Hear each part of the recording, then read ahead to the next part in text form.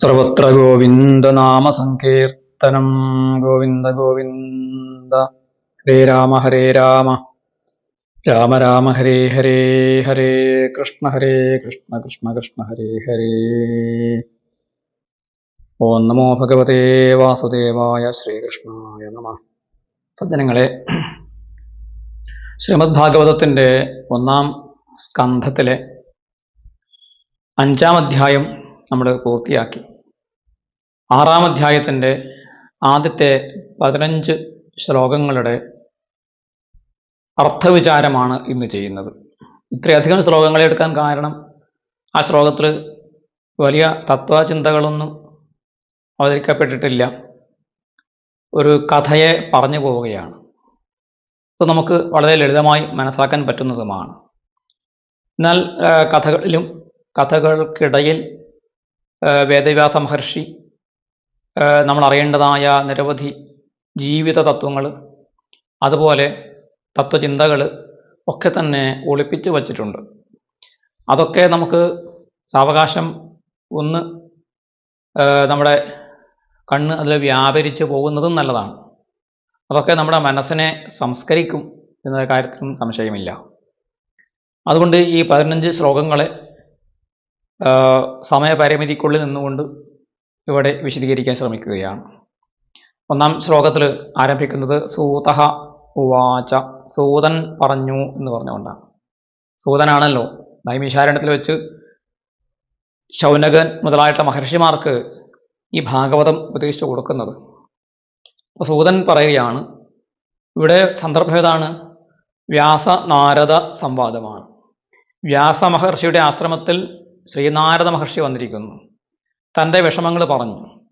ആ വിഷമങ്ങൾക്ക് കാരണം മഹാഭാരതം പോലെയുള്ള അങ്ങയുടെ മുൻപ് രചിച്ച കൃതികളിൽ ശ്രീകൃഷ്ണൻ്റെ മാഹാത്മ്യം വേണ്ടതുപോലെ വർണ്ണിച്ചിട്ടില്ല. അത് ഇനി ചെയ്യണം. അങ്ങ് ധ്യാനം കൊണ്ട് ഭഗവാന്റെ രഹസ്യത്തെ അറിഞ്ഞ് അത് ഭക്തന്മാർക്ക് വേണ്ടിയിട്ട് അത് പറയണം, എഴുതണം, ഒരു ഗ്രന്ഥരചന ചെയ്യണം, എന്നിട്ടത് ലോകത്തിനായിട്ട് കൊടുക്കണം എന്നാണ് അദ്ദേഹം പറഞ്ഞത്. അങ്ങനെ പറഞ്ഞുകൊണ്ട് അദ്ദേഹം തൻ്റെ പൂർവ്വചരിത്രവും പറഞ്ഞു. തൻ്റെ പൂർവ്വജന്മത്തിൽ കഴിഞ്ഞ ഏതോ കൽപ്പത്തിൽ താനൊരു ദാസീപുത്രനായിട്ടുണ്ടായിരുന്നു. അവിടെ ഒരു ബ്രാഹ്മണ കുടുംബത്തിൽ വെച്ച് ചാതുർമാസ്യം അനുഷ്ഠിക്കാൻ വന്ന മഹർഷിമാരുടെ സാമീപ്യം തനിക്കുണ്ടായി, സത്സംഗമുണ്ടായി. അവർ കേട്ട കൃഷ്ണകഥകളിലൂടെ കൃഷ്ണനിൽ എൻ്റെ മനസ്സ് ആവേശിച്ചു. അവർ എനിക്ക് കൃഷ്ണനെ ആരാധിക്കാനുള്ള, ഉപാസിക്കാനുള്ള മന്ത്രോപദേശം തന്ന് അനുഗ്രഹിച്ചു. അങ്ങനെയാണ് ആ കഥ ആ കഴിഞ്ഞ അധ്യായത്തിൽ, 5-ാം അധ്യായത്തിൽ അവിടെ പറഞ്ഞു നിർത്തിയത്. സ്വാഭാവികമായിട്ടും വ്യാസൻ്റെ ഉള്ളിൽ എന്ത് വരും? ഒരു ജിജ്ഞാസ വരും, നമുക്കും വരും. ഒരു കഥയുടെ പ്രത്യേകത അതാണ്. കഥ കേൾക്കുമ്പോൾ അതിൻ്റെ ബാക്കി കേൾക്കണമെന്നുള്ള ഉത്കണ്ഠ ജനിപ്പിക്കാൻ സാധിക്കുന്നതാണ് ശരിയായ ഏറ്റവും ലക്ഷണമൊത്ത കഥാഖ്യാനത്തിൻ്റെ രൂപം. അപ്പോൾ ഇവിടെ കഥ പകുതിക്ക് വെച്ച് നിർത്തി എന്നാണ് വ്യാസന് തോന്നിയത്. അതുകൊണ്ട് അദ്ദേഹം എന്ത് ചെയ്തു? വീണ്ടും ചോദിക്കുകയാണ് അതിൻ്റെ ബാക്കി അറിയാൻ വേണ്ടിയിട്ട്. സൂതൻ പറഞ്ഞു, ഏവം നിശമ്യ ഭഗവാൻ ദേവർഷേർജന്മകർമ്മ ച ഭൂയഃ പപ്രച്ഛതം ബ്രഹ്മൻ വ്യാസ സത്യവതീ സുത. സൂതൻ എന്താണ് പറഞ്ഞത്? ഏവം നിശമ്യ. അപ്പോൾ ഇവിടെ ബ്രഹ്മൻ, ഹേ ബ്രഹ്മൻ എന്ന് വിളിക്കുകയാണ്. ആരെ? ശൗനകനെ വിളിക്കുകയാണ് സൂതൻ. ഹേ ബ്രഹ്മൻ, അല്ലയോ ബ്രാഹ്മണ, ദേവർഷേഹേ ജന്മ കർമ്മ ച ഏവം നിശമ്യ. ദേവർഷിയായ നാരദൻ ദേവർഷിയാണ്. പർവ്വതൻ, നാരദൻ മുതലായിട്ട് ആളുകളൊക്കെ ദേവർഷിമാരാണ്. ആ ദേവർഷിയായ നാരദൻ്റെ ജന്മവും കർമ്മവും ഏവം നിശമ്യ ഇങ്ങനെ പറഞ്ഞു കേട്ടിട്ട് സത്യവതീ സുതഃ വ്യാസ, സത്യവതിയുടെ മകനായ വ്യാസൻ. വ്യാസൻ ആരുടെ മകനാണ്? സത്യവതിയുടെ മകനാണ്. പരാശരൻ്റെയും പരാശര്യ എന്നൊക്കെ നേരത്തെ പറഞ്ഞിട്ടുണ്ടായിരുന്നു. പരാശരൻ്റെ മകനാണ്, സത്യവതിയാണ് അദ്ദേഹത്തിൻ്റെ അമ്മ. അപ്പോൾ സത്യവതി ഒരു ഉന്നത കുലത്തിൽ ജനിച്ച സ്ത്രീയാണ്. സാക്ഷാൽ ഉപരിചര വസുവിൻ്റെ മകളാണ്. ആ ഉപരിചര വസുവിൽ നിന്നുണ്ടായ ആ ഉപരിചര വസുവിൻ്റെ തേജസ്സിൽ നിന്നും ഒരു മത്സ്യത്തിൻ്റെ ശരീരത്തിൽ ആണ് ജന്മമെടുത്തത് എന്നുള്ളത് കൊണ്ടാണ് ഒരു മുക്കുവൻ്റെ വളർത്തു മകളായിട്ട് കഴിയേണ്ടി വന്നത്.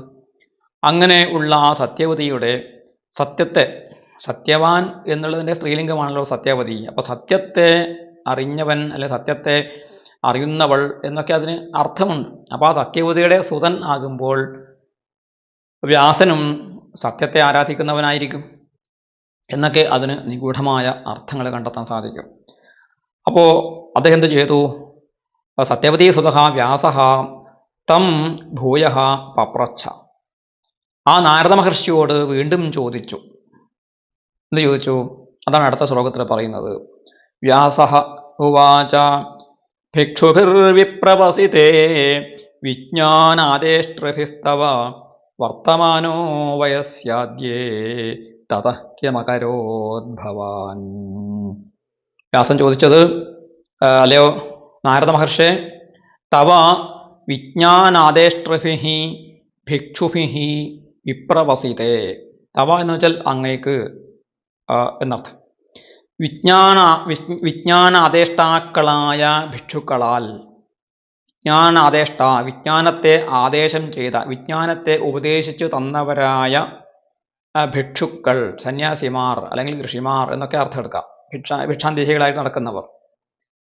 അവരാൽ വിപ്രവസിതേ, അവർ ആ സ്ഥാനം ഉപേക്ഷിച്ച് പോയപ്പോൾ, ആ സ്ഥലം വിട്ട് ചാതുർമാസം കഴിഞ്ഞ് അവർ അവരുടെ ആധ്യാത്മിക കർമ്മങ്ങളിലേക്ക്, നിത്യജീവിതത്തിലേക്ക് അവർ മടങ്ങിപ്പോയ സന്ദർഭത്തിൽ,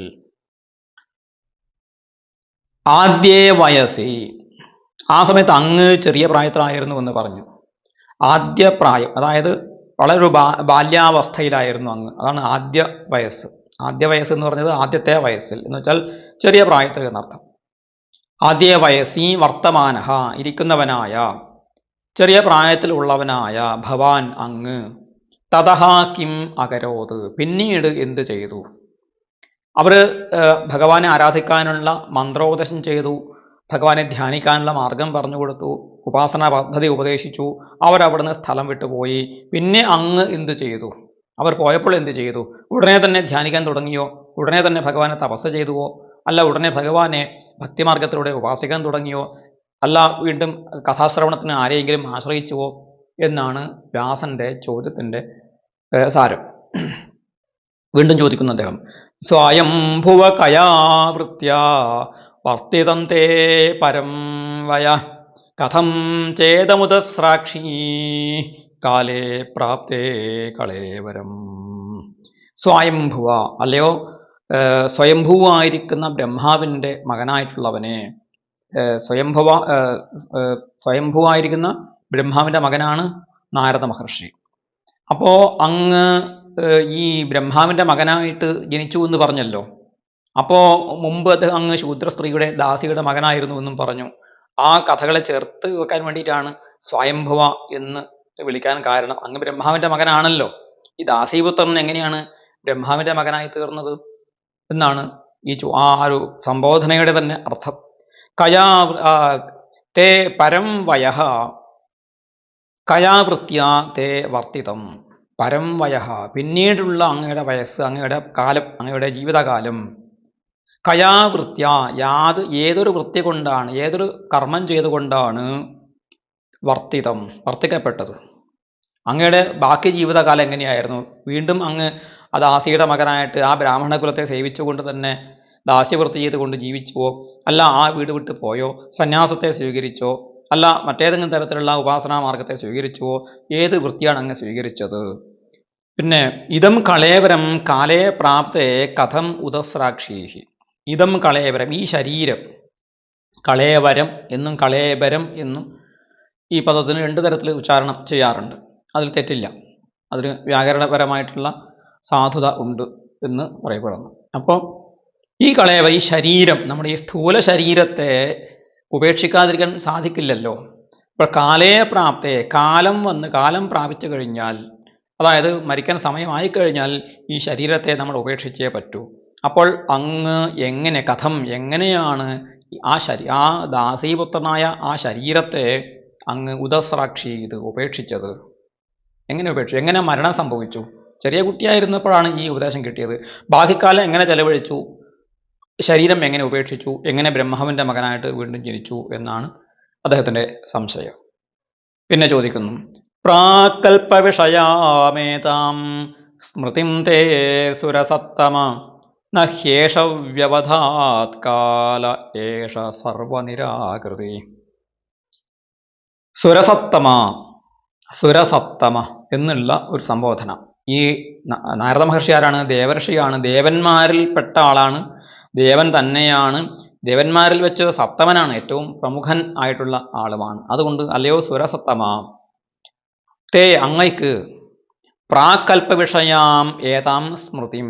പ്രാക്കൽപ്പം എന്ന് വെച്ചാൽ കഴിഞ്ഞുപോയ കൽപ്പം, കഴിഞ്ഞുപോയ കൽപ്പവുമായി ബന്ധപ്പെട്ട കഴിഞ്ഞുപോയ കൽപ്പത്തിലെ വിഷയമായിരിക്കുന്ന ഏതാം സ്മൃതിം, ഈ ഓർമ്മയെ, അതായത് കഴിഞ്ഞ കൽപ്പത്തിൽ ഞാൻ ഇന്ന ആളായിരുന്നു, ഇന്ന ആളിൻ്റെ മകനായിരുന്നു എന്ന് നമുക്കൊന്നും ഓർമ്മയില്ല.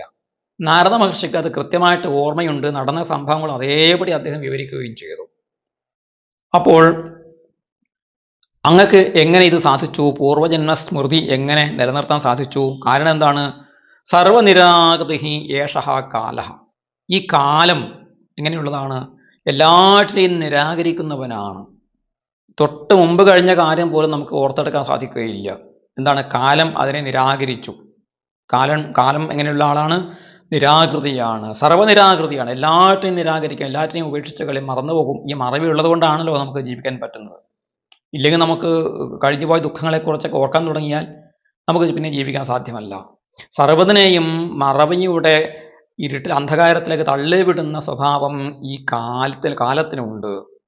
അങ്ങനെയുള്ള ഈ കാലം എത്രയോ, ഒരു വർഷമോ 2 വർഷമോ അല്ല, യുഗങ്ങളല്ല, മന്വന്തരങ്ങളല്ല, 72 മന്വന്തരങ്ങൾ കഴിയുമ്പോഴാണ് ഒരു കൽപ്പം എന്ന് പറയുമ്പോൾ നമുക്ക് സങ്കല്പിക്കാൻ പറ്റാത്ത ഒരു കാലഗണനയാണ് അവിടെ വരുന്നത്. ആ കൽപ്പം, അതായത് ഈ കൽപ്പത്തിന് മുമ്പുള്ള കൽപ്പം ഏത് കൽപ്പമാണെന്നൊന്നും നമുക്കറിയില്ല. ആ കൽപ്പത്തിൽ നടന്ന കാര്യങ്ങൾ അങ്ങ് ഏത് രീതിയിലായിരുന്നു എന്ന കാര്യം ആ സ്മൃതി നഷ്ടപ്പെട്ടു പോകാതെ, ഓർമ്മ നഷ്ടപ്പെടാതെ, ഈ കാലത്തിൻ്റെ ഈ ഒരു നിരാകൃതിത്വം ഉണ്ടായിട്ട് പോലും എങ്ങനെയാണ് അങ്ങയുടെ ഈ ഓർമ്മയെ തകർത്ത് കളയാതിരുന്നത്, മറച്ചു കളയാതിരുന്നത്? നഹി വ്യവധാത്. കാലം ശരിക്കും അതിനെ മറക്കേണ്ടതാണല്ലോ, വ്യവധാനം ചെയ്യേണ്ടതാണല്ലോ. പക്ഷെ ആ കാലം സർവ്വനിരാകൃതിയായ, എല്ലാറ്റിനെയും നിരാകരിക്കുന്ന കാലം അങ്ങയുടെ ഈ സ്മൃതിയെ, പൂർവജന്മ സ്മൃതിയെ, ഏതോ കൽപ്പത്തിൽ നടന്നതായ ആ കാര്യങ്ങളെ മറച്ചു കളഞ്ഞില്ലല്ലോ. അതെന്ത് അത്ഭുതമാണ് എന്ന് വ്യാസൻ ചോദിക്കുകയാണ്. ഇനി നാരദ മഹർഷി അതിൻ്റെ ഉത്തരം പറയുകയാണ്. നാരദഃ ഉവാച. നാരദൻ പറഞ്ഞു, ഭിക്ഷുഭിർവിപ്രവസിതേ വിജ്ഞാനാദേഷ്ടൃഭിർമമ വർത്തമാനോ വയസ്യാദ്യേ തത ഏതദകാരഷം. അദ്ദേഹം പറയുന്നു, മമ വിജ്ഞാനാദേഷ്ടൃഭിഃ ഭിക്ഷുഭിഃ വിപ്രവസിതേ. വ്യാസൻ ചോദിച്ച അതേ ചോദ്യത്തിൻ്റെ അതേ വാക്യത്തെ എടുത്തുകൊണ്ടാണ് ഉത്തരം പറയുന്നത്. അപ്പോൾ ഉത്തരം പറയാൻ എളുപ്പമാണല്ലോ. അദ്ദേഹം ചോദിച്ചു, ഭിക്ഷുഭിർ വിപ്രവസിതേ വിജ്ഞാനാദേഷ്ടൃഭിസ്തവ തത കിം ഭവൻ അകരോത് എന്ന് ചോദിച്ചു. അതേപോലെ മറുപടി പറയുകയാണ്, ഭിക്ഷുഭിർ വിപ്രവസിതേ വിജ്ഞാനാദേഷ്ടൃഭിർ മമ.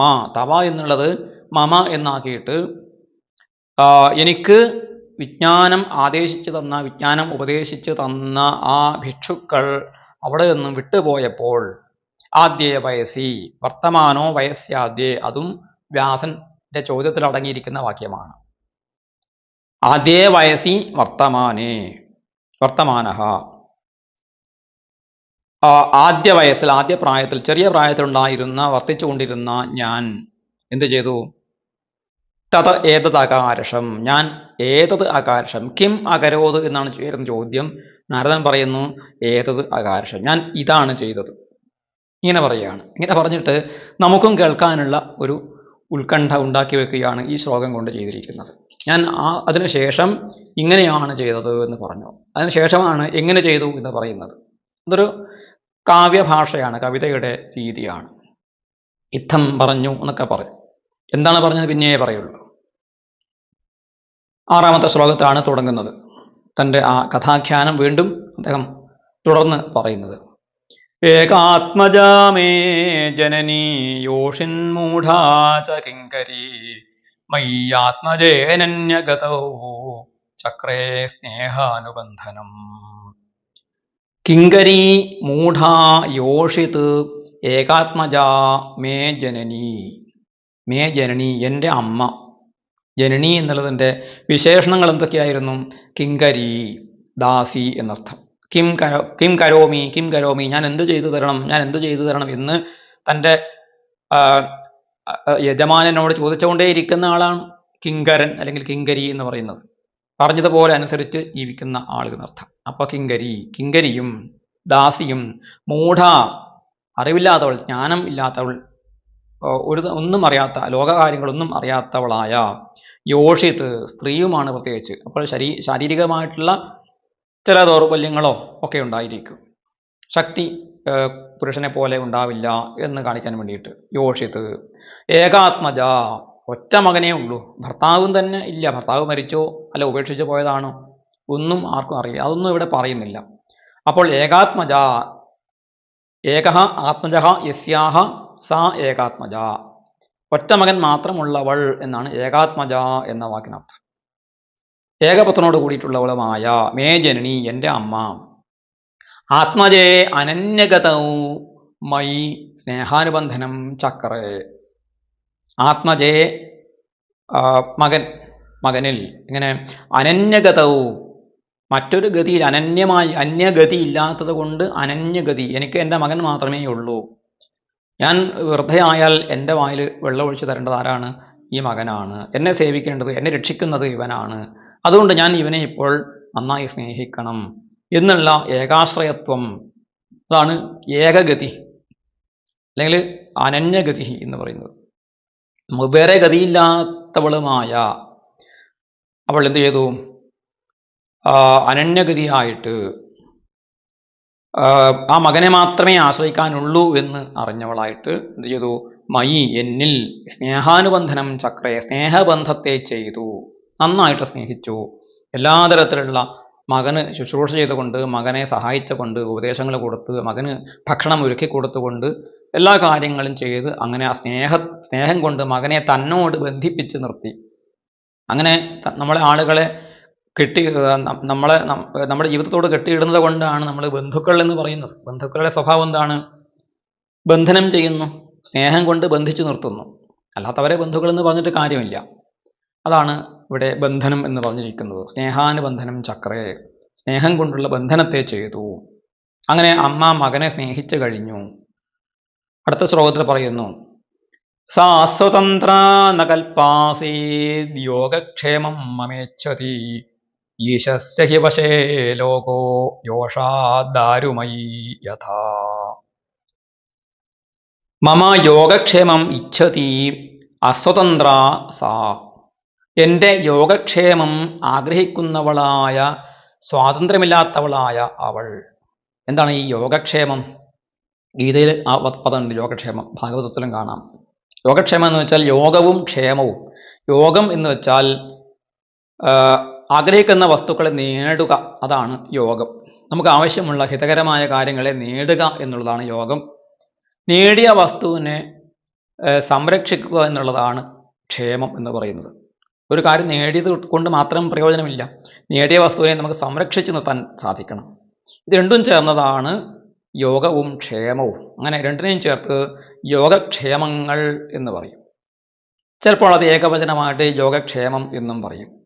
അപ്പോൾ എൻ്റെ യോഗക്ഷേമത്തെ, എനിക്ക് നേടാനുള്ളത് നേടിത്തന്ന് എനിക്ക് നല്ല ഭക്ഷണം തരിക, നല്ല വസ്ത്രം തയ്പ്പിച്ച് തരിക, നല്ല രീതിയിൽ എൻ്റെ ശരീരം അലങ്കരിക്കുക, രോഗം വന്നാൽ ചികിത്സ ചെയ്യുക, ഇങ്ങനെയൊക്കെയുള്ള കാര്യങ്ങൾ എനിക്ക് വേണ്ടി ചെയ്തു തന്നുകൊണ്ട്, അങ്ങനെ തരാൻ ആഗ്രഹിക്കുന്നവളായിട്ട്, വാസ്തവത്തിൽ എല്ലാം ചെയ്തു കൊടുക്കാൻ പറ്റുന്നില്ല. എന്തുകൊണ്ട്? അസ്വതന്ത്ര, അവൾ സ്വാതന്ത്ര്യമില്ലാത്തവളാണ്. സ്വന്തം ആയിട്ടുള്ള വരുമാനമില്ല, ഈ കുടുംബത്തെ ആശ്രയിച്ച് കഴിയുകയാണ്. യജമാനെ ആശ്രയിച്ച് കഴിയുന്നവളായിട്ട്, കൂടുതലൊന്നും കൊടുത്ത് മകനെ വളർത്താൻ സാധിക്കാത്തവളായിട്ട്, ദുഃഖത്തോടു കൂടിയിട്ട് കൽപ്പാന ആസീത് എന്ന് പിന്നീട് എടുത്തു പറഞ്ഞു. അവൾ സാമർഥ്യമുള്ളവളായിരുന്നില്ല. എൻ്റെ യോഗക്ഷേമങ്ങളൊക്കെ തന്നെ ചെയ്തു തരാൻ അവൾക്ക് അത്രയധികം കഴിവൊന്നും ഉണ്ടായിരുന്നില്ല. അതുകൊണ്ട് പറയുകയാണ്, ഏഷ ലോകഃ ദാരുമയി യോഷാ യഥാ. ദാരുമയി യോഷാ യഥാ, ദാരുമയി യോഷ എന്ന് വെച്ചാൽ മരം കൊണ്ടുള്ള സ്ത്രീ, മരം കൊണ്ടുണ്ടാക്കിയ ഒരു സ്ത്രീയുടെ പാവ, കളിപ്പാവ. എങ്ങനെയാണോ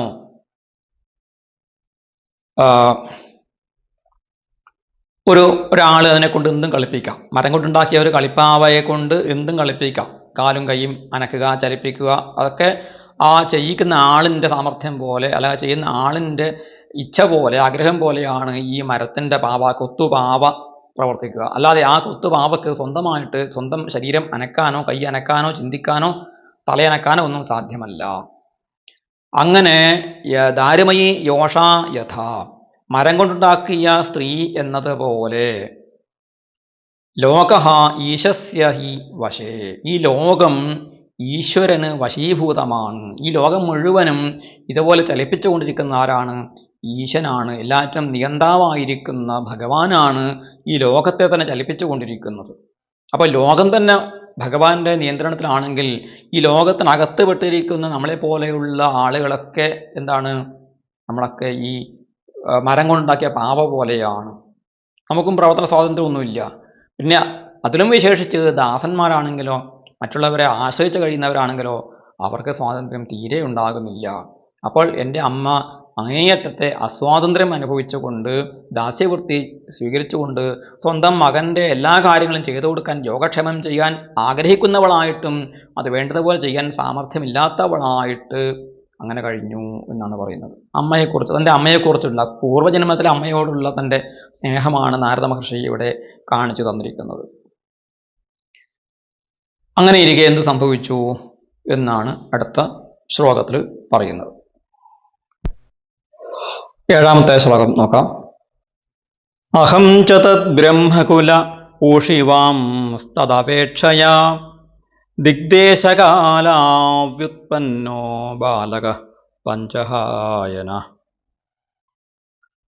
ഇവിടെ നാരദ മഹർഷി തന്നെക്കുറിച്ച് പറയുകയാണ്. ഇങ്ങനെയുള്ള അമ്മയുടെ മകനായ തൻ്റെ അവസ്ഥ എന്തായിരുന്നു?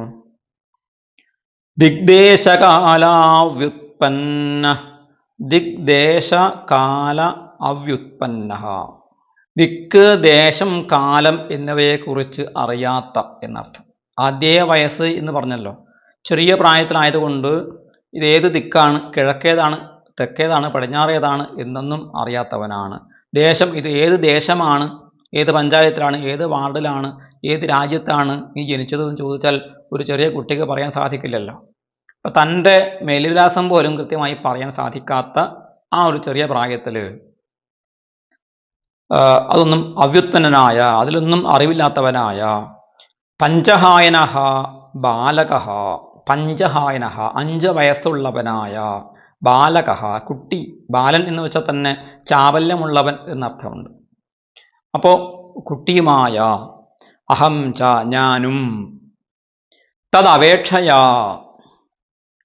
അമ്മയെ അപേക്ഷിച്ചുകൊണ്ട്, അമ്മയെ ആശ്രയിച്ചിട്ട്, അതായത് അമ്മയുടെ ആ സ്നേഹത്തെ ആശ്രയിച്ചിട്ട്, ഇതാണ് തത് എന്ന ആ പദം കൊണ്ട് ഇവിടെ ഉദ്ദേശിച്ചിരിക്കുന്നത്. അമ്മയുടെ സ്നേഹാനുബന്ധനത്തെക്കുറിച്ച് നേരത്തെ പറഞ്ഞല്ലോ. അമ്മയുടെ ആ സ്നേഹബന്ധത്തെ ആശ്രയിച്ചുകൊണ്ട്, അപേക്ഷിച്ചുകൊണ്ട്, അതിന് വഴങ്ങിക്കൊണ്ട്, തദ് ബ്രഹ്മകുലേ ഊഷിവാൻ, ആ ബ്രാഹ്മണ കുലത്തിൽ തന്നെ വസിച്ചു. ബ്രഹ്മകുലം എന്ന് വെച്ചാൽ ബ്രാഹ്മണ കുടുംബം എന്നർത്ഥമാകാം, അല്ലെങ്കിൽ ബ്രാഹ്മണർ തിങ്ങിപ്പാർക്കുന്ന ഒരു അഗ്രഹാരം, അവർ ബ്രാഹ്മണ ഗ്രാമമാകാം. അവിടെ ആ ബ്രാഹ്മണരുടെ കൂട്ടത്തിൽ ഞാൻ അവിടെ വസിച്ചു. കാരണം എനിക്ക് അമ്മയെ ഉപേക്ഷിച്ച് പോകാൻ സാധ്യമല്ല. ഞാൻ ചെറിയ കുട്ടിയാണ്, ഇങ്ങോട്ടാണ് പോകേണ്ടതെന്ന് എനിക്കറിയില്ല. തപസ് ചെയ്യണമെങ്കിൽ കാട്ടിൽ പോകണമെങ്കിൽ കാട് എവിടെയാണെന്നറിയില്ല, നല്ല ക്ഷേത്രം എവിടെയാണെന്നറിയില്ല, നല്ല ഗുരുക്കന്മാരെ എവിടെ കിട്ടുമെന്നറിയില്ല, അമ്മയെ രക്ഷിക്കാൻ എന്താണ് ചെയ്യേണ്ടത് അതും അറിയില്ല.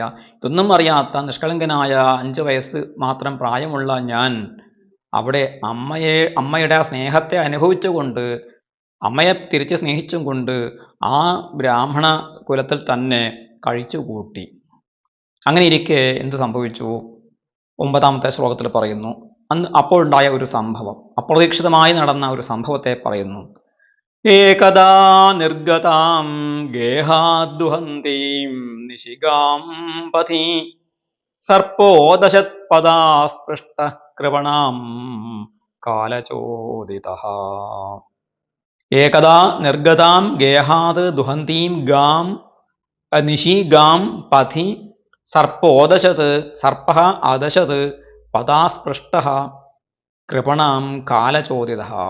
ഏകദാ ഒരു നാൾ ഒരിക്കൽ ഗേഹാത് നിർഗതാം വീട്ടിൽ നിന്ന് ഗൃഹത്തിൽ നിന്ന് നിർഗതം പുറത്തേക്ക് ഇറങ്ങിയവളും പുറപ്പെട്ടവളും കൃപണാം ദുഃഖിതയും ഗാം ദുഹന്തീം ഗാം എന്ന് വെച്ചാൽ ഗോവിനെ പശുവിനെ ദുഹന്തി കറക്കുന്നവളുമായ ദോഹനം ചെയ്യുന്നവളുമായ നിശി പഥി പദാ സ്പൃഷ്ട കാലചോദിത സർപ്പ. അവിടെ പറയുന്നത് ആ അമ്മയെ ആര് അദശത്ത് അദശത്ത് എന്ന് വെച്ചാൽ ദംശിച്ചു കടിച്ചു എന്നാണ് അർത്ഥം. പല്ലുകൊണ്ട് കടിച്ചു എന്നർത്ഥം. ആര് കടിച്ചു? സർപ്പ അദശത്ത് സർപ്പമാണ് കടിച്ചത്. ആ സർപ്പം എങ്ങനെയുള്ളവനാണ്?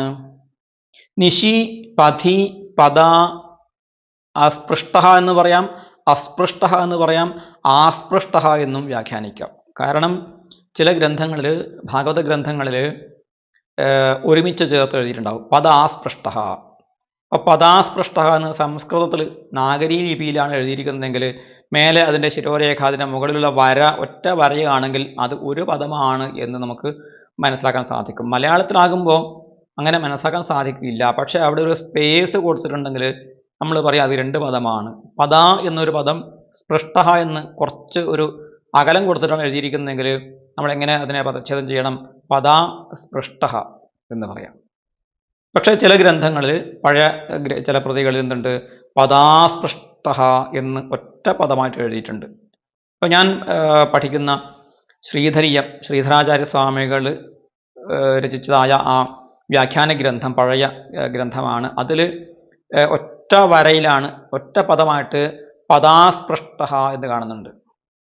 അതുപോലെ നമ്മുടെ ഗോപാലൻ നായർ എഴുതിയ വ്യാഖ്യാനം, മലയാളത്തിൽ എഴുതിയ വ്യാഖ്യാനത്തിൽ അദ്ദേഹം പദ ആസ്പൃഷ്ട എന്ന് അദ്ദേഹം പിരിച്ചെഴുതിയിട്ടുണ്ട്.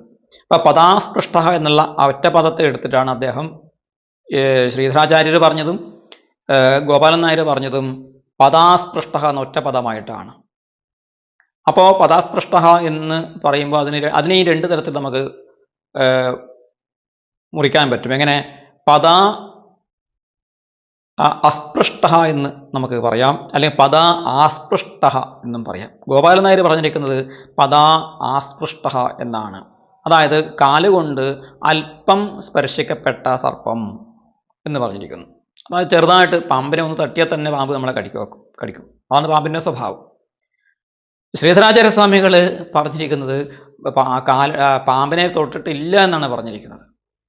ശ്രീധരാചാര്യ പറയുന്നത് പദേനാസ്പൃഷ്ട ഈഷദാക്രാന്ത ഓദശത് അഘാതത് എന്നാണ്. ശ്രീധരാചാര്യ പറഞ്ഞിരിക്കുന്നത് അതായത് പദേന ആസ്പൃഷ്ട, പദേന ആസ്പൃഷ്ട എന്നല്ല, ഇവിടെ അസ്പൃഷ്ട എന്ന് തന്നെ വേണമെങ്കിൽ എടുക്കാം. കാരണം അദ്ദേഹം പറയുന്നു കടിച്ചതുകൊണ്ടല്ല, ഈഷത് ആക്രാന്ത എന്നാണ്. അപ്പം അവിടെ ആക്രമിക്കപ്പെട്ടവനായിട്ട് ആ പാമ്പിന് തോന്നി, അതുകൊണ്ട് ആ പാമ്പ് ഭയന്നിട്ട് കടിച്ചു എന്നൊക്കെ അവിടെ അർത്ഥമെടുക്കാം. ഏതായാലും അദ്ദേഹം അവിടെ പദേന ആസ്പൃഷ്ട, പദേന ആസ്പൃഷ്ട എന്ന് പറഞ്ഞാൽ ചെറുതായിട്ട് സ്പർശിച്ചു എന്നർത്ഥം കിട്ടും. പദേന അസ്പൃഷ്ട എന്നാണ് അർത്ഥം എടുത്തു കഴിഞ്ഞാൽ അത് പാമ്പ് ഭയന്നിട്ട് കടിച്ചു എന്നർത്ഥം കിട്ടും. ഏതായാലും അസ്പൃഷ്ട ആയാലും ആസ്പൃഷ്ട ആയാലും സ്പൃഷ്ട ആയാലും സംഗതി ഒന്ന് തന്നെ. ആ പാമ്പ്, ആ സർപ്പം അമ്മയെ കടിച്ചു. ആ സർപ്പം എങ്ങനെയുള്ളവരാണ്? കാലചോദിത സർപ്പ എന്നാണ്. കാലചോദിത, കാലത്താൽ പ്രചോദിക്കപ്പെട്ടവനായിട്ട് കടിച്ചു എന്നാണ് പറഞ്ഞിരിക്കുന്നത്. എല്ലാ പാമ്പ് കടിക്കുന്നത് പാമ്പിന് നമ്മളോട് എന്തെങ്കിലും വിരോധം ഉണ്ടായിട്ടല്ല.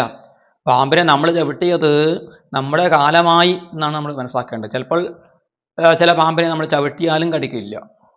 ചിലപ്പോൾ ചില പാമ്പ് ചവിട്ടി കടിച്ചാലും അല്ലെങ്കിൽ പേടിച്ചിട്ട് നമ്മളെ കടിച്ചാലും വിഷം കയറിയിട്ടുണ്ടാവില്ല. കാരണം അത് അതിൻ്റെ ഭക്ഷണമാണെന്ന് കരുതിയിട്ട്, ഇരയാണെന്ന് കരുതിയിട്ടാണ് ചാടി കടിച്ചതെങ്കിൽ ആ വിഷപ്പല്ലിൽ നിന്ന് വിഷം പുറത്തേക്ക് വരികയില്ല.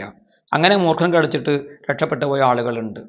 ഇങ്ങനെയൊക്കെ പലതരത്തിലാണ്. പക്ഷേ നമുക്ക് മരിക്കാനുള്ള കാലമായിട്ടുണ്ടെങ്കിലോ പാമ്പിനെ കാണുമ്പോൾ തന്നെ പേടിച്ചിട്ട് മരിക്കും ചിലപ്പോൾ. പാമ്പിനെ കണ്ടിട്ട് ഓടുന്ന സമയത്ത് വീണിട്ട് മരിക്കുന്നവരുണ്ട്.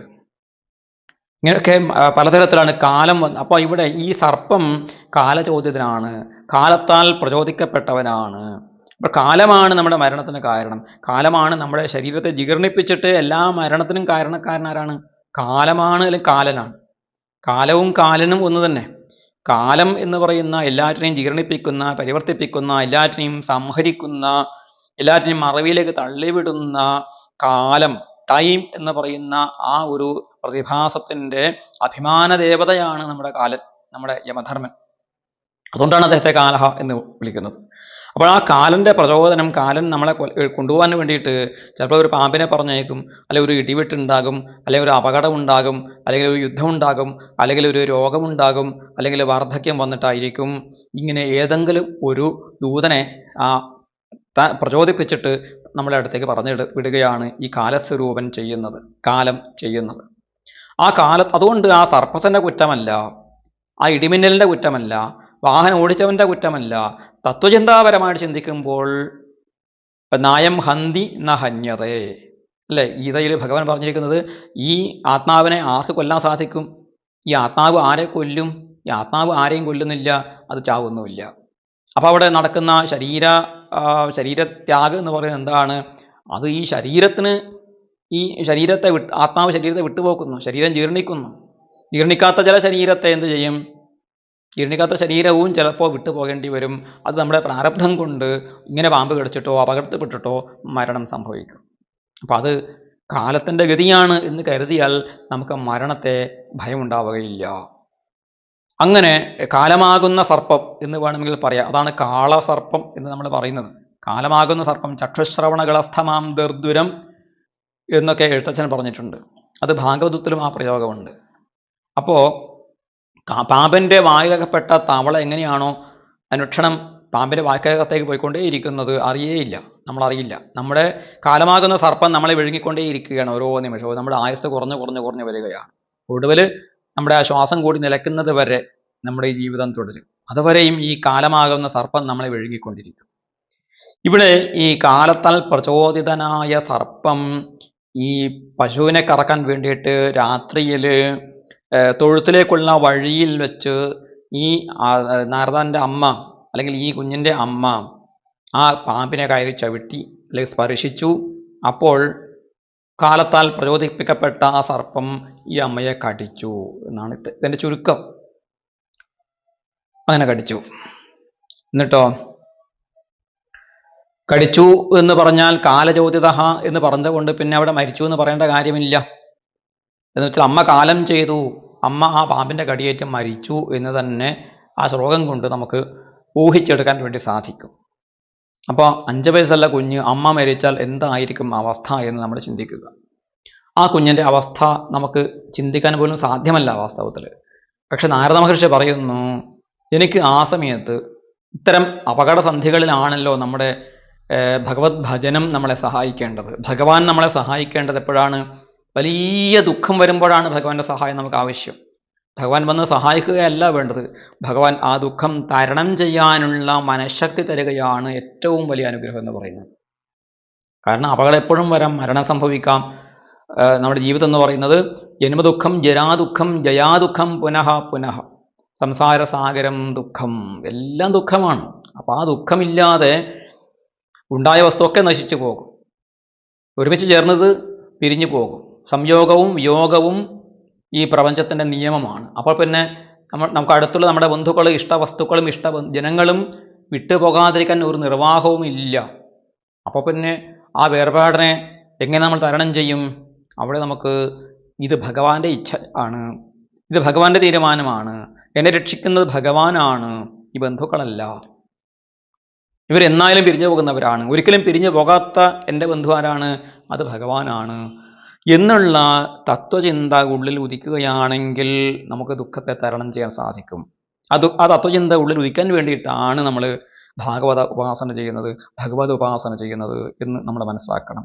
അപ്പോൾ ഈ ഉപാസനയുടെ മാർഗത്തിലേക്ക്, ഉപാസനാപഥത്തിലേക്ക് പ്രവേശിക്കുക മാത്രം ചെയ്തിട്ടുള്ള ഈ കൊച്ചു കുഞ്ഞ്, 5 വയസ്സുള്ള ഈ കുഞ്ഞ് അങ്ങനെ ചിന്തിച്ചു എന്നാണ് ഇവിടെ പറയുന്നത്. എന്താണ് ചിന്തിച്ചത്? തദാ തദഹ ഈശസ്യ തദാ തദഹമീശസ്യ ഭക്താനാം ശമഭീപ്സത അനുഗ്രഹം മന്യമാന പ്രാതിഷ്ഠം ദിശമുത്തരാം.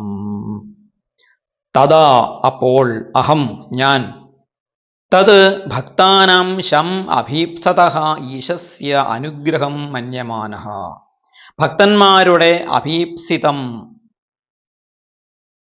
ഭക്തന്മാരുടെ ആഗ്രഹങ്ങളെ ഭക്തന്മാർക്ക് ഹിതകരമായ കാര്യത്തെ ഭക്തന്മാരുടെ ശമത്തെ ആഗ്രഹിക്കുന്ന ഭക്താനം ശം അഭീപ്സതഃ എന്നാണ് പറഞ്ഞിരിക്കുന്നത്. ശം എന്ന് വെച്ചാൽ ശമം, ശാന്തി, ദുഃഖശാന്തി, ദുഃഖത്തിൻ്റെ ശമനം. തൻ്റെ ഭക്തന്മാരുടെ ദുഃഖശമനത്തെ അഭീപ്സതഃ ആഗ്രഹിക്കുന്നവനായ ഈശസ്യ അനുഗ്രഹം ഈശ്വരൻ്റെ സർവത്തിനെയും നിയന്ത്രിക്കുന്നവനായ ഭഗവാന്റെ അനുഗ്രഹമാണ് എന്ന് മന്യമാനഃ വിചാരിക്കുന്നവനായിട്ട് എന്നാണ്. 5 വയസ്സുള്ള കുട്ടിയാണ്. അപ്പോൾ ആ ഋഷിമാരുടെ അനുഗ്രഹം കൊണ്ട് തൻ്റെ ഒരേ ഒരു ആശ്രയമായിരിക്കുന്ന അമ്മ മരിച്ചുപോയ ഈ 5 വയസ്സായ കുട്ടി എന്താണ് വിചാരിച്ചത്? ഇത് ഈശ്വരൻ്റെ അനുഗ്രഹമാണ്. എന്തുകൊണ്ടാണ് അനുഗ്രഹം? ഈശ്വരൻ എപ്പോഴും ഭക്തന്മാരുടെ ശാന്തിയെ മാത്രമേ ചെയ്യുകയുള്ളൂ, ശാന്തി ഭംഗം ചെയ്യുന്നവനല്ല. ഈശ്വരനെ രക്ഷിക്കുന്ന ആ സ്വഭാവം മാത്രമേ ഉള്ളൂ ഭക്തന്മാരോട്. അപ്പോൾ ചെയ്യുന്നതൊക്കെ എന്താണ്? ഭഗവാൻ എന്നെ രക്ഷിക്കാൻ വേണ്ടിയിട്ടാണ് എൻ്റെ അമ്മയെ ഒരു പാമ്പിനെ അയച്ചിട്ട് കൊണ്ടുപോയത് എന്ന് ചിന്തിക്കാനുള്ള ഒരു താത്വികമായ തത്വചിന്താപരമായ വിവേകം ആ കുഞ്ഞിൽ ഉണ്ടായി എന്നാണ് പറയുന്നത്. അപ്പോൾ എന്തോ നല്ല കാര്യം ചെയ്യാനാണ്, എനിക്ക് ശാന്തി നൽകാനാണ് എന്ന് വെച്ചാൽ ഈ അമ്മയുമായിട്ട് എൻ്റെ ബന്ധനം വിച്ഛേദിച്ചാൽ മാത്രമേ എനിക്ക് മുക്തി മാർഗത്തിലേക്ക് പോകാൻ സാധിക്കുകയുള്ളൂ. അപ്പോൾ ഭഗവാൻ എന്നെ വിളിക്കുകയാണ് എന്ന് തോന്നുകയാണ്. അതാണ് സത്സംഗം കൊണ്ടുണ്ടാകുന്നതായ ഉണരുന്ന വിവേകം എന്ന് പറയുന്നത്. ആ വിവേകം ഈ കുഞ്ഞിൻ്റെ ഉള്ളിൽ ഉദിച്ചിട്ടുണ്ട് എന്നുള്ളത് കൊണ്ട് കൊടിയ ദുഃഖം വന്നപ്പോൾ വിചാരിക്കുകയാണ് ഭഗവാൻ അനുഗ്രഹിച്ചു. കാരണം അമ്മയായിരുന്നു, ഭഗവാനെ ഭജിക്കാനുള്ള തടസ്സം എന്തായിരുന്നു? അമ്മയായിരുന്നു. അമ്മയെ ആശ്രയിച്ച് കഴിയുന്ന എൻ്റെ ജീവിതമായിരുന്നു. അമ്മയുമായിട്ടുണ്ടായ ആ സ്നേഹബന്ധനം എങ്ങനെ വിച്ഛേദിക്കണം എന്നറിയാത്തത് കൊണ്ട് അമ്മയ്ക്ക് വശംവദനായിട്ട് അവിടെ കഴിഞ്ഞു. അമ്മ ചെയ്യുന്ന ജോലി ചെയ്തുകൊണ്ടും അമ്മയെ സഹായിച്ചുകൊണ്ടും കഴിഞ്ഞുകൂടി.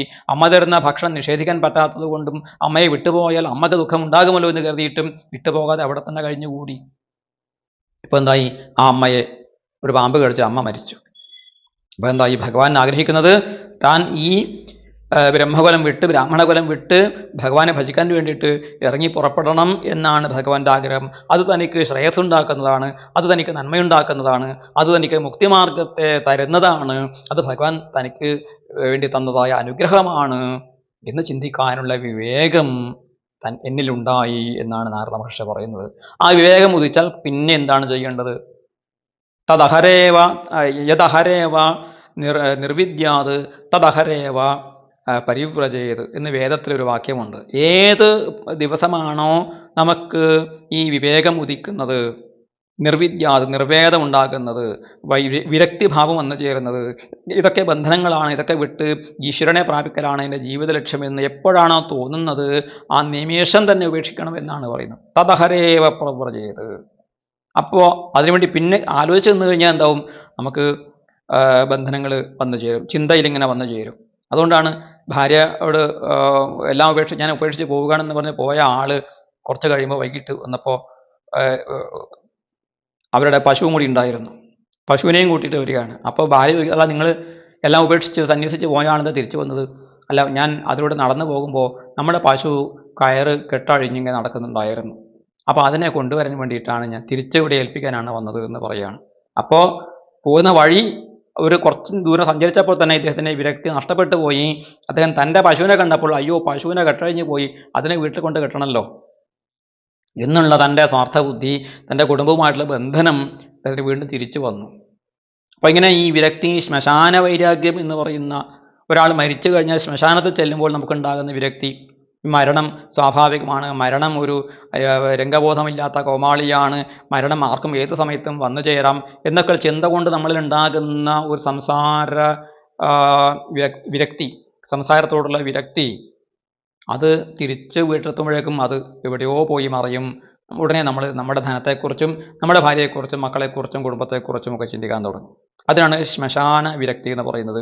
നാരദൻ ഈ പൂർവ്വജന്മത്തിൽ ഭഗവാനൊരു അവസരം തന്ന സമയത്ത് ആ അവസരത്തെ സമർത്ഥമായി ഉപയോഗിച്ചുകൊണ്ട് ഈ തൻ്റെ ലൗകിക ജീവിതത്തോടുള്ള ബന്ധനത്തെ പൂർണ്ണമായി അങ്ങ് ഉപേക്ഷിച്ച് ഒരൊറ്റ പോക്കങ്ങ് പോയി എന്നാണ് പറയുന്നത്.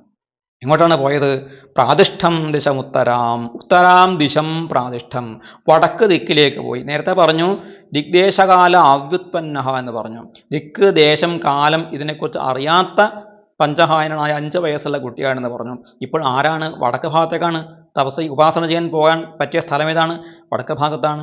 അവിടെ ഹിമാലയ പർവ്വതമുണ്ട്, പുണ്യ തീർത്ഥാടന കേന്ദ്രങ്ങളുണ്ട്, മഹർഷീശ്വരന്മാർ തപസ് ചെയ്തുകൊണ്ടിരിക്കുന്നുണ്ട്, ദേവന്മാർ പോലും വന്നിറങ്ങി നമ്മുടെ സ്വർഗ്ഗഗംഗയിൽ സ്നാനം ചെയ്ത് മന്ദാകിനി നദിയിൽ സ്നാനം ചെയ്ത് അവിടെ എന്താണ് വിശാല എന്ന് പറയുന്നതായ നരനാരായണ പ്രതിഷ്ഠയുള്ളതായ ബദരികാശ്രമത്തിൽ വന്ന് ദേവന്മാർ ഭഗവാനെ ഭജനം ചെയ്യാറുണ്ട്. അങ്ങനെയുള്ള നൂറുകണക്കിന് പുണ്യതീർത്ഥങ്ങളുള്ളതായ ആ വടക്ക് ഭാഗത്തേക്കാണ് നമ്മൾ ജീവിതാന്തത്തിൽ സഞ്ചരിക്കേണ്ടത് എന്നാണ്. വടക്കോട്ടാണ് പോകേണ്ടത്, തെക്കോട്ടെടുക്കുകയല്ല. തെക്കോട്ടെടുക്കുക എന്ന് വെച്ചാൽ എന്താ അർത്ഥം? ചാവുക എന്ന് അതിന് പൊതുവേ അർത്ഥമുണ്ട് എന്ന് മാത്രമല്ല, തെക്കോട്ട് പോവുക എന്ന് പറഞ്ഞാൽ അതിനർത്ഥം എന്താണ്? നമ്മൾ മോക്ഷമാർഗത്തിലേക്കല്ല, പിതൃലോകത്തിലേക്കാണ് നമ്മൾ പോകാൻ ആഗ്രഹിക്കുന്നത്, മുക്തിയിലേക്കല്ല. വടക്കോട്ടുള്ള മാർഗം മുക്തി മാർഗവും തെക്കോട്ടുള്ള വഴി പിതൃലോകത്തിലേക്കുള്ള സ്വർഗ്ഗനരകത്തിലേക്കുള്ള വഴിയുമാണ്. നരകത്തിലേക്കുള്ള വഴിയാണ്, സ്വർഗം എന്നും പറയാൻ പറ്റില്ല. അപ്പോൾ ഈ വടക്ക് ദിക്കിന് അങ്ങനെ ഒരു ദിവ്യത നമ്മൾ കൽപ്പിച്ചിട്ടുണ്ട്. അതുകൊണ്ട് അറിയാത്ത കുഞ്ഞാണെങ്കിൽ പോലും ഭഗവാന്റെ അനുഗ്രഹം കൊണ്ട് കാലുകൾ സ്വാഭാവികമായിട്ട് വടക്ക് ദിക്കിലേക്കാണ് നീങ്ങിയത് എന്ന് വേണം ഇവിടെ നമ്മൾ അർത്ഥം എടുക്കാൻ വേണ്ടിയിട്ട്. എന്നിട്ട് ഏതൊക്കെ ഭാഗത്തുകൂടി സഞ്ചരിച്ചു? സ്ഫീതാഞ്ജനപദാം സപ്തപരഗ്രാമവ്രജാകരാൻ ഖേടഖർവടവാടീശ്ച വനാന്യുപവനാനി ച ചിത്രധാതു വിചിത്രാദ്രീനി ഭഭഗ്നഭുജദ്രുമാൻ ജലാശയാൻ ശിവജലാൻ നളിനീശ്വരസേവിതാ ചിത്രസ്വനൈ പത്രരഥൈർവിഭ്രമഭ്രമരശ്രിയ നളവേണുശരസ്തംഭകുശകീചകഗഹ്വരം ഏക ഏവാതിയാതോഹമദ്രാക്ഷം വിപിനം മഹത് ഘോരം പ്രതിഭയാകാരം വ്യാളോലൂക ശിവാജിരം. 4 ശ്ലോകങ്ങൾ ആ കുഞ്ഞ് നടന്ന് നീങ്ങിയ കാടിൻ്റെ സൗന്ദര്യം വർണ്ണിക്കുന്നതാണ്. വ്യാസന്റെ ആ ഒരു പ്രകൃതിയോടുള്ള വ്യാസന്റെ ആരാധനാഭാവം നമുക്കിവിടെ കാണാൻ സാധിക്കും. തത്ര അവിടെ സ്ഫീതാൻ ജനപദാൻ, സ്ഫീതങ്ങളായ ജനപദങ്ങളെ, നിറഞ്ഞു നിൽക്കുന്ന സമൃദ്ധമായ രാഷ്ട്രങ്ങളെ കണ്ടു. ഒടുവിൽ അതിന് ക്രിയ എന്താണ്? അദ്രാക്ഷം എന്നാണ്. ഞാൻ കണ്ടു എന്നാണ് അതിൻ്റെ ക്രിയ. അപ്പോൾ എന്തിനെ കണ്ടു? എന്തൊക്കെ കണ്ടു? സമൃദ്ധമായിരിക്കുന്ന ജനപദങ്ങളെ, ദേശങ്ങളെ കണ്ടു.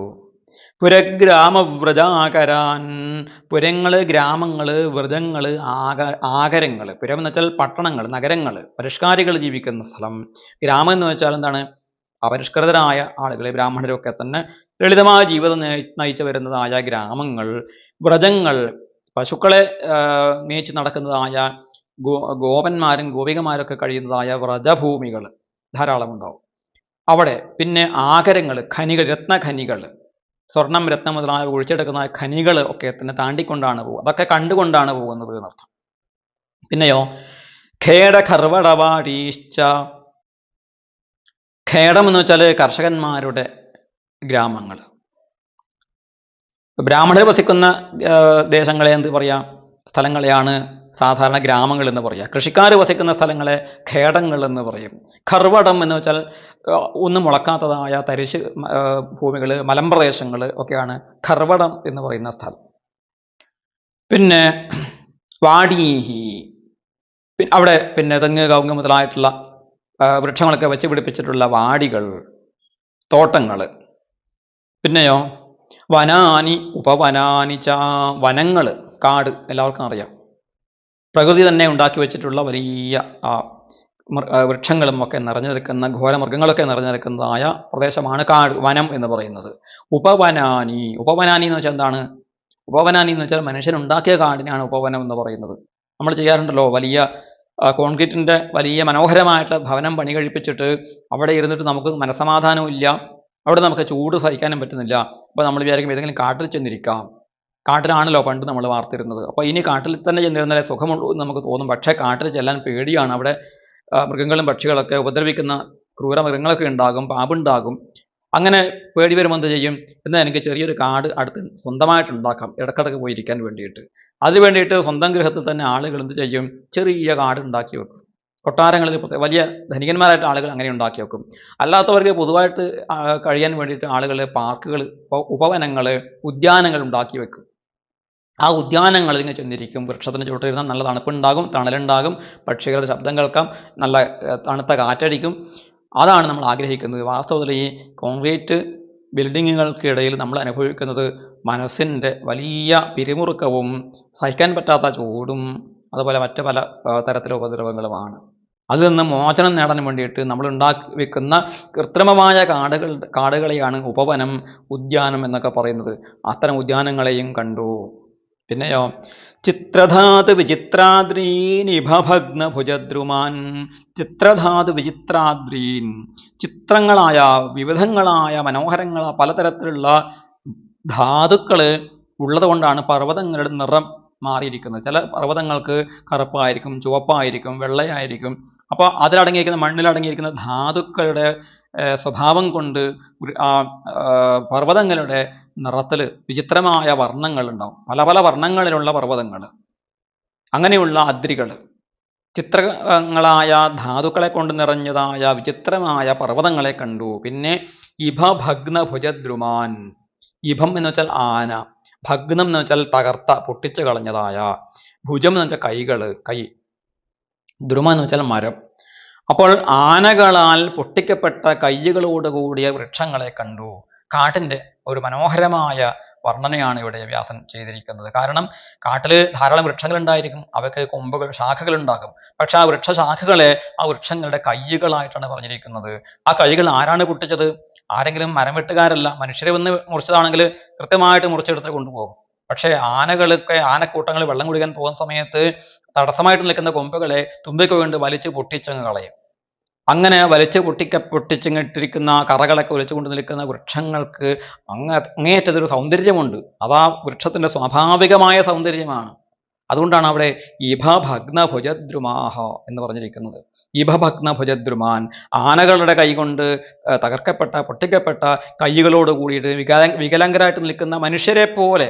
അതാണ് വൃക്ഷങ്ങളുടെ കൈകൾ എന്ന് പറഞ്ഞത്. ആ വൃക്ഷങ്ങൾ മനുഷ്യരെ പോലെ ഇരിക്കുകയാണ്, വികലാംഗരായിട്ട്. അയ്യോ എൻ്റെ കൈ ഇതാ ആനകൾ ഒടിച്ചു കളഞ്ഞു എന്ന് കരുതിയിട്ട് നിൽക്കുന്ന വൃക്ഷങ്ങളെ കണ്ടു എന്നാണ് ഇവിടെ വ്യാസൻ വർണ്ണിച്ചിരിക്കുന്നത്.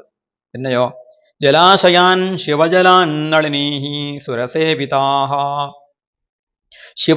ശിവജലാൻ, തെളിഞ്ഞ ശിവം ആയിരിക്കുന്ന വെള്ളം, തെളിഞ്ഞിരിക്കുക മംഗളകരമായ ജലം എന്നർത്ഥം. ഇമേ ആപശിവാസന്തു എന്നൊക്കെയുള്ള മന്ത്രങ്ങളുണ്ട്. ഈ ജലം എനിക്ക് ശിവകരമായിരിക്കട്ടെ, മംഗളകരമാകട്ടെ എന്ന് നമ്മൾ പ്രാർത്ഥിക്കാറുണ്ട്.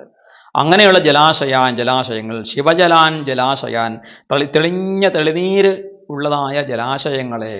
പിന്നെയോ സുരസേവിതാഹ, സുരന്മാർ, ദേവന്മാരാൽ സേവിക്കപ്പെടുന്നതായ എന്ത് കണ്ടു? ചിത്രസ്വനൈഹി പത്രരഥൈഹി വിഭ്രമദ്ഭ്രമരശ്രിയ നളിനീഹി എന്നാണ്. ചിത്രസ്വനൈഹി പത്രരഥൈ, വിചിത്രമായ കൂജനങ്ങൾ, ശബ്ദങ്ങൾ ഉണ്ടാക്കുന്നവരായ പത്രരഥങ്ങൾ. പത്രരഥം എന്ന് വെച്ചാൽ പക്ഷിയാണ്. എന്തുകൊണ്ട് പത്രരഥം എന്ന് വെച്ചിരിക്കുന്നത്? പത്രം രഥാഹ യേഷാം തേ പത്രരഥാഹ എന്നാണ്. അതായത് ചിറകുകളാണ് ആരുടെ രഥങ്ങൾ? പക്ഷികളുടെ രഥം ഏതാണ്? പക്ഷികളുടെ വാഹനം എന്താണ്? അവരുടെ ചിറകുകളാണ്. അതുകൊണ്ട് ആ പക്ഷികൾ അത്ര മോശക്കാരല്ല. അവർ രഥത്തിലാണ് വരുന്നത്. സ്വന്തമായിട്ട് വാഹനമുണ്ട്, സ്വന്തം ശരീരം തന്നെ വാഹനമാണ്. നമ്മളെപ്പോലുള്ളവർ അല്ലേ കൃത്രിമമായ വാഹനങ്ങളെ ആശ്രയിക്കുന്നത്. അതുകൊണ്ട് ആ പക്ഷികൾ രാജാക്കന്മാരെ പോലെ സ്വന്തം ചിറകുകളാകുന്ന രഥത്തിൽ കയറിയിട്ട് ഇങ്ങനെ പറന്ന് പോകുന്നവരാണ്, ചില്ലറക്കാരൊന്നുമല്ല. അതുകൊണ്ട് അവർക്ക് എന്തുണ്ടാക്കാം? അങ്ങനെ ഗംഭീരമായ ശബ്ദങ്ങളൊക്കെ ഉണ്ടാക്കും.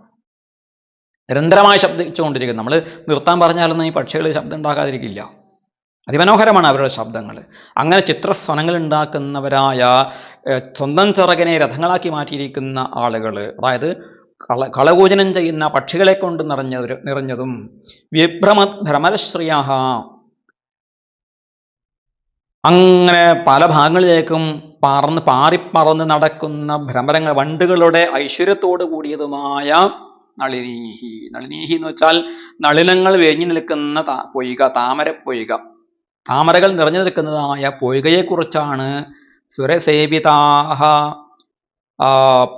ചിത്രസുനൈ പത്രരഥൈ വിഭ്രമത് ഭ്രമരശ്രിയ എന്നൊക്കെയുള്ള വിശേഷണം പറഞ്ഞിരിക്കുന്നത് താമര പൊയ്കകളെ വർണ്ണിക്കാൻ വേണ്ടിയിട്ടാണ്. ആ താമര പൊയ്കകളിൽ ദേവന്മാർ വന്ന് അതിൽ മുങ്ങിക്കുളിക്കുന്നു, അതിൻ്റെ വിശുദ്ധി കൊണ്ട്, അതിൻ്റെ ആ തെളിനീരിൻ്റെ ആ ഒരു തണുപ്പ് കൊണ്ടും അതിൻ്റെ ശീതളിമ കൊണ്ടും അതിൻ്റെ പരിശുദ്ധി കൊണ്ടും ദേവന്മാർ വന്ന് സ്നാനം ചെയ്യുന്ന സ്ഥലമാണ്.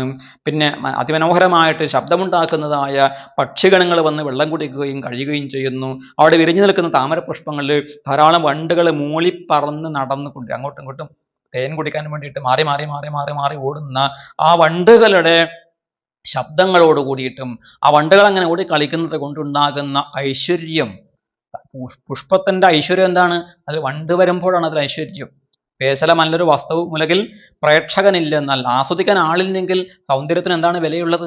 താമരപുഷ്പത്തിന്റെ മകരന്തത്തിന്റെ ആ മധുവിന്റെ മാധുര്യം എപ്പോഴാണ് പ്രസക്തമാകുന്നത്? അത് കുടിക്കാൻ വണ്ട് വരുമ്പോഴാണ്. കുടിക്കാൻ ആളില്ലെങ്കിൽ എന്തായിത്തീരും? അപ്പൊ ആ വണ്ട്, മലർന്ന പൂവിന് വണ്ടും വേണം, മണ്ണത് വിണ്ണാക്കാൻ. അപ്പോഴാണ് ഈ മണ്ണ് വിണ്ണായി, ഈ ഭൂമി സ്വർഗമായി മാറുന്നത്. സുന്ദരമായ വസ്തുവിനെ കാണാൻ ഒരു പ്രേക്ഷകൻ ഉള്ളപ്പോഴാണ്, സുന്ദരമായൊരു പാട്ട് പാടുന്ന സമയത്ത് അതിനൊരു ശ്രോതാവ് ഉണ്ടാകുമ്പോഴാണ് ഈ ഭൂമി സ്വർഗമായി മാറുന്നത് എന്നാണ് മഹാകവി ഉള്ളൂർ പറഞ്ഞിരിക്കുന്നത്. അപ്പോൾ ഈ താമരപുഷ്പത്തിൽ മകരന്തം നുകരാൻ വേണ്ടി വന്നിരിക്കുന്ന വണ്ടുകളൊക്കെ തന്നെ ഈ താമരപുഷ്പത്തിന്റെ ഐശ്വര്യം വർദ്ധിപ്പിക്കുന്നു, ആ നളിനിയുടെ ആ താമര പൊയ്കയുടെ ഐശ്വര്യം വർദ്ധിപ്പിക്കുന്നു എന്നാണ് പറഞ്ഞിരിക്കുന്നത്. എത്ര മനോഹരമായിട്ട് വർണ്ണനയാണ് നോക്കൂ. നമ്മുടെ ശ്രീമദ് ഭാഗവതം കേവലം ഒരു പുരാണ ഗ്രന്ഥം മാത്രമല്ല, ഒരു മഹാകാവ്യമാണ്, അലങ്കാര സമൃദ്ധമായിരിക്കുന്ന കാവ്യമാണ്, സുന്ദരമായ കാവ്യമാണ് എന്ന് നമ്മൾ മനസ്സിലാക്കണം. അങ്ങനെയുള്ള പിന്നെന്താണ് അദ്ദേഹം കണ്ടത് ഇവിടെ?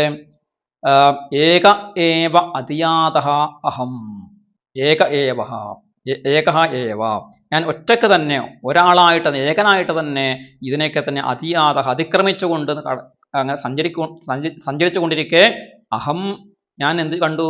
നളവേണു ശരസ്തംഭകുശകീചകഹ്വരം വനം എന്നാണ്. എന്തൊക്കെ വൃക്ഷങ്ങളാണ്? നളവൃക്ഷം എന്ന് വെച്ചാൽ നളം, വേണു, ശരം, ഇത് മൂന്നും ഏകദേശം ഒന്ന് തന്നെയാണ്. മുളവർഗത്തിൽപ്പെട്ട വൃക്ഷങ്ങളാണ്. മുളകൾ, വേണു, ഓടക്കുഴലുണ്ടാക്കുന്ന ഓട, അതുപോലെ ശരം എന്ന് പറയുന്നതും ഈ മുള പോലെയുള്ള ഒരു പുൽവർഗത്തിൽപ്പെട്ടതാണ്. ഇവയുടെ സ്തംഭങ്ങൾ, ഇവയുടെ ഇടതുർന്നു നിൽക്കുന്നതായ പുൽക്കൂട്ടങ്ങൾ, നളം, വേണു, ശരം മുതലായിട്ടുള്ള ചെടികളുടെ കൂട്ടം ഒക്കെ പുൽവർഗത്തിൽപ്പെട്ടതാണ്. മുളയുടെ വർഗത്തിൽപ്പെട്ട വിവിധങ്ങളായ ചെടികളാണ്, വൃക്ഷങ്ങളാണ്. അവയുടെ ഒരു സമൂഹമുണ്ടായി. പിന്നെ കുശം, ദർഭപുല്ല്, ദർഭകളും, അളവേണു ശരസ്തംഭ കുശ കീചകം. കീചക വൃക്ഷം എന്ന് പറയുന്നത് മുള തന്നെയാണ്, ഉണങ്ങിയ മുളകളാണ് എന്ന് പറയപ്പെടുന്നു. ഉണങ്ങിയ മുളകൾ, അവയ്ക്ക് കീചകം എന്ന് പേര് വരാൻ കാരണം ചികീയത്തെ, ശബ്ദമുണ്ടാക്കുന്നത് കൊണ്ടാണ് അവയെ കീചകം എന്ന് പറയുന്നത്. അപ്പോൾ ഇങ്ങനെ ഈ ഉണങ്ങിയ മുളകൾ കാറ്റത്ത് ഇങ്ങനെ ആടുന്ന സമയത്ത് ഒരു ഭാഗത്ത് ഇങ്ങനെ ആടിങ്ങനെ ഒളിഞ്ഞു വരുമ്പോഴേക്കും ഒരു കറ ശബ്ദം ഉണ്ടാക്കും. തിരിച്ചിങ്ങോട്ട് വരാൻ വീണ്ടും കറ ശബ്ദം ഉണ്ടാക്കും. അങ്ങോട്ടും ഇങ്ങോട്ടും ഈ കാറ്റിൽ ആടുമ്പോൾ ശബ്ദം ഉണ്ടാക്കുന്നത് കൊണ്ടാണ് പണ്ട് മഹർഷിമാർ ഇവൻ ഒരു സ്വൈരവും തരുന്നില്ലല്ലോ, അപ്പൊ ഇവന് ഒരു പേരിടാം, ചികീയതയെ ഇതി കീചക, ഇവൻ കീചകൻ എന്നിവന് പേരിട്ട്, ആ കീച്ചി എന്നൊരു ശബ്ദം ഉണ്ടാക്കുന്നത് കൊണ്ട് ആ വൃക്ഷത്തിന് അവർ എന്ത് പേരിട്ടു? കീചക വൃക്ഷം എന്ന് പേരിട്ടു. ഉണങ്ങിയ മുളകൾ എന്നേ അതിന് അർത്ഥമുള്ളൂ എന്നാണ് നമ്മുടെ കോശഗ്രന്ഥങ്ങളൊക്കെ പറയുന്നത്. ഏതായാലും അത്തരം വൃക്ഷങ്ങൾ, നളവേണു ശരസ്തംഭ കുശകീചകങ്ങൾ നിറഞ്ഞ ഗഹ്വരം എന്ന് വെച്ചാൽ എന്താണ്? പ്രവേശിക്കാൻ പ്രയാസമായിട്ട് തെങ്ങി നിറഞ്ഞു നിൽക്കുമ്പോൾ അതിലൂടെ പോകാൻ സാധ്യമല്ല. ഗഹ്വരം എന്ന വാക്കിന് പല അർത്ഥങ്ങളുണ്ട്. ഗുഹ എന്നർത്ഥമുണ്ട്, കാട് എന്നർത്ഥമുണ്ട്. ഇവിടെ പ്രവേശിക്കാൻ, സഞ്ചരിക്കാൻ പ്രയാസമായിട്ടുള്ള ദുർഗമം എന്നാണ് ശ്രീധരാചാര്യർ പറഞ്ഞിരിക്കുന്നത്. ശ്രീധരാചാര്യരുടെ വ്യാഖ്യാനങ്ങൾ നോക്കുമ്പോൾ നമുക്ക് അതിനെ ഒന്നും നിഷേധിക്കാൻ സാധിക്കില്ല. കാരണം ശ്രീധര സകലം വേത്തി ശ്രീ നൃസിംഹപ്രസാദത, ശ്രീധരാചാര്യർ എല്ലാം അറിയുന്നു, ഭാഗവതത്തെക്കുറിച്ചുള്ള സകല രഹസ്യങ്ങളും അറിയുന്ന ആളാണ്. വ്യാസോവേത്തി ശുകോവേത്തി രാജാവേത്തിന വേത്തി വാ ശ്രീധര സകലം വേത്തി ശ്രീ നൃസിംഹപ്രസാദത. വ്യാസൻ അറിയുന്നു ഭാഗവതത്തെ, ശുകനും അറിയുന്നു, രാജാവ് പരീക്ഷിത് രാജാവ് കുറച്ചൊക്കെ അറിഞ്ഞു, ശ്രീധരാചാര്യർ സകലവും അറിഞ്ഞു. എന്താണ്? സാക്ഷാൽ നരസിംഹമൂർത്തിയെ ഉപാസിച്ചിട്ട് അദ്ദേഹത്തിന് അനുഗ്രഹം കൊണ്ട് ഭാഗവതത്തിൽ ശ്രീധരാചാര്യർക്ക് അറിയാത്തതായിട്ട് ഒന്നും തന്നെ ഇല്ല. അതുകൊണ്ട് അദ്ദേഹത്തിൻ്റെ വാക്കുകളെയാണ് നമ്മൾ പ്രമാണമായിട്ട് സ്വീകരിക്കുന്നത്. അതുകൊണ്ട് സംശയം വരുമ്പോൾ ശ്രീധരിയുമാണ് നമുക്ക് മാർഗദർശകമായിരിക്കുന്നത്. അത് വായിച്ചെടുക്കുക എന്ന് പറയുന്നതും അല്പം പ്രയാസമുള്ളതാണ്. അപ്പോൾ അദ്ദേഹം അങ്ങനെ പറഞ്ഞിരിക്കുന്നു.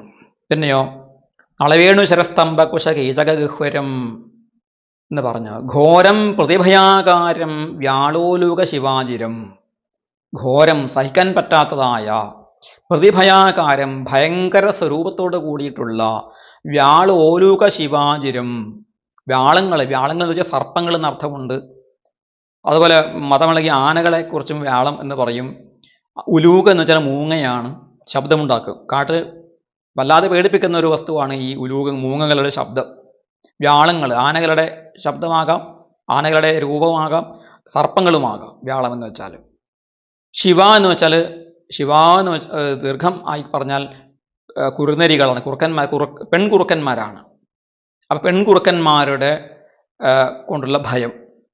പിന്നെ വ്യാളോലുക ശിവാജിരം, അങ്ങനെയുള്ള ഈ അവരുടെ കേളീഗൃഹം എന്നാണ്. അജിരം എന്ന് പറഞ്ഞാൽ അതർത്ഥം അവയുടെ ക്രീഡാസ്ഥലങ്ങൾ. അപ്പോൾ പാമ്പുകളുടെയും കുറുക്കന്മാരുടെയും മൂങ്ങകളുടെയും ക്രീഡാവിഹാരമായിരിക്കുന്ന മഹത് വിപിനം, മഹത്തായ വിപിനം, അതിവിസ്തീർണമുള്ളതായ കാടിനെയും അഹം ഭദ്രാക്ഷം ഞാൻ കണ്ടു. ഇതൊക്കെ കണ്ടിട്ടും പേടിയൊന്നും ഉണ്ടായില്ല. കുറുക്കന്മാരെ ഒരിടത്തിൽ, മൂങ്ങയുടെ മുകളിൽ സർപ്പങ്ങളെ കണ്ടു, ആനകളെ കണ്ടു, വലിയ വലിയ ഇടത്തോട് നിൽക്കുന്ന വൃക്ഷങ്ങളെ കണ്ടു, മനോഹരമായ തടാകങ്ങളെ കണ്ടു, താമരപ്പുഴകൾ കണ്ടു. ഇതൊക്കെ കണ്ടുകൊണ്ട് ഞാനങ്ങനെ വടക്കോട്ടങ്ങനെ സഞ്ചരിച്ചു എന്നാണ് പറയുന്നത്. ആ സഞ്ചാരപഥത്തെ വ്യാസമഹർഷി തൻ്റെ വർണ്ണനാകൗശലം കൊണ്ട് മനോഹരമാക്കി തീർത്തിരിക്കുകയാണ്. എന്നിട്ട് പറയുന്നു, അങ്ങനെ കുറേ ദൂരം സഞ്ചരിച്ചിട്ട് പരിശ്രാന്തേന്ദ്രിയാത്മാഹം തൃട്പരീതോ ബുഭുക്ഷിത സ്നാത്വാ പീത്വാ ഹൃദേ നദ്യാ ഉപസ്പൃഷ്ടോ ഗതശ്രമ. പരിശ്രാന്തേന്ദ്രിയാത്മാഹം, പരിശ്രാന്തമായ ക്ഷീണിച്ച ഇന്ദ്രിയങ്ങളോടും ശരീരത്തോടും കൂടിയവനായ അഹം ഞാൻ. തൃട്പരീത ദാഹം കൊണ്ട് മലഞ്ഞ്, ദാഹം കൊണ്ട് വ്യാപിക്കപ്പെട്ടവനായിട്ട്, ബുഭുക്ഷിത വിശന്നവനായിട്ട് എന്ത് ചെയ്തു? നദ്യാഹൃദേ, നദിയുടെ ഹൃദത്തിൽ, നദിയിലുള്ള കയം, നദിയിൽ തന്നെ ഉള്ള ധാരാളം വെള്ളമുള്ള ആഴമുള്ള ഭാഗത്ത് ചെന്നിട്ട്, അതായത് നദിയോട് അനുബന്ധിച്ച് കിടക്കുന്നതായ ചില വെള്ളം ഇങ്ങോട്ട് കയറി വന്നിട്ടുണ്ടായ തടാകങ്ങളെയും ഹ്രദം എന്ന് പറയാം. അങ്ങനെയുള്ള ആ തടാകത്തെ പ്രാപിച്ചിട്ട് എന്ത് ചെയ്തു? സ്നാത്വാ പീത്വാ, അവിടെ ഞാൻ സ്നാനം ചെയ്തിട്ട്, വെള്ളം കുടിച്ചിട്ട്, ഉപസ്പൃഷ്ട ആചമനം ചെയ്തിട്ട്, ഗതശ്രമ ക്ഷീണം തീർത്തവനായിട്ടിരുന്നു. അങ്ങനെ ആ സഞ്ചാരത്തിൻ്റെ, വലിയ ദീർഘമായ സഞ്ചാരത്തിൻ്റെ അവസാനം ഒരു നദിയുടെ ഹൃദത്തിൽ ചെന്ന് തൻ്റെ ദാഹവും വിശപ്പും അടക്കാൻ വേണ്ടിയിട്ട് മതിയാവോളം അവിടെ സ്നാനം ചെയ്ത ശേഷം അതിലെ ആ തണുത്ത വെള്ളം കുടിച്ച് വയറ് നിറച്ച് ആചമനം ചെയ്തിട്ട് ക്ഷീണം തീർത്തവനായിട്ട് അവിടെ വസിച്ചു എന്നാണ് പറയുന്നത്. തുടർന്ന് ആ കുഞ്ഞ് എന്ത് ചെയ്തു, എന്താണ് അവിടെ ഇരുന്നുകൊണ്ട് ചെയ്തത് എന്നാണ് തുടർന്നുള്ള ശ്ലോകത്തിൽ പറയുന്നത്. അത് നമുക്ക് അടുത്ത ക്ലാസ്സിൽ ശ്രദ്ധിക്കാം.